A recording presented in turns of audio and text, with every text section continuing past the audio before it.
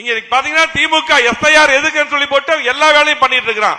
SIR எதிர்ப்பதாக கூறி இன்னைக்கு பாத்தீங்கன்னா எல்லாரும் அவங்க ஓட்டு இருக்குதான்னு பாருங்க, குடும்ப ஓட்டு இருக்கான்னு பாருங்க. எங்க மாவட்டத்தில் ஒரு நகர செயலாளர் குடும்பத்துல 5 ஓட்டு அவன் குடும்பத்திலே இல்ல, ஒரு நகர செயலாளர் குடும்பத்திலே ஓட்டு இல்ல.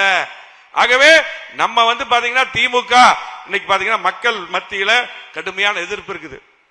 யாருமே திமுக ஓட்டு போடுறது இல்ல.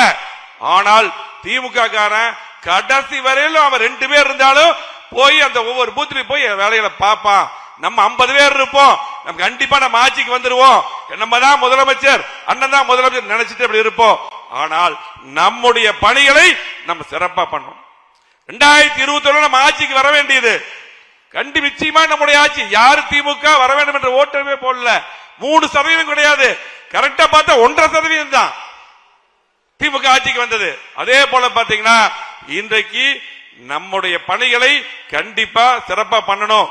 இந்த ஒரு மாதம் இந்த எஸ்ஐஆர் பண்ணி பாத்தீங்கன்னா இன்னைக்கு அந்த வரைவு வாக்காளர் பட்டியல் தெளிவா பார்த்து எல்லா ஓட்டுகள், நம்முடைய வாக்குகள், நம்ம குடும்ப வாக்குகள், நம்முடைய அண்ணா திமுக ஓட்டுகள், நம்ம ஓட்டு போட மக்களுடைய ஓட்டுகள், பொதுமக்கள் ஓட்டுகள் எல்லாம் நீங்க சரி பார்க்கணும். இது முக்கியமான பணி என்று சொல்லி நீங்க கண்டிப்பா எதிர்பார்க்கக்கூடிய கூட்டணியை எடப்பாடியார் அமைப்பார்.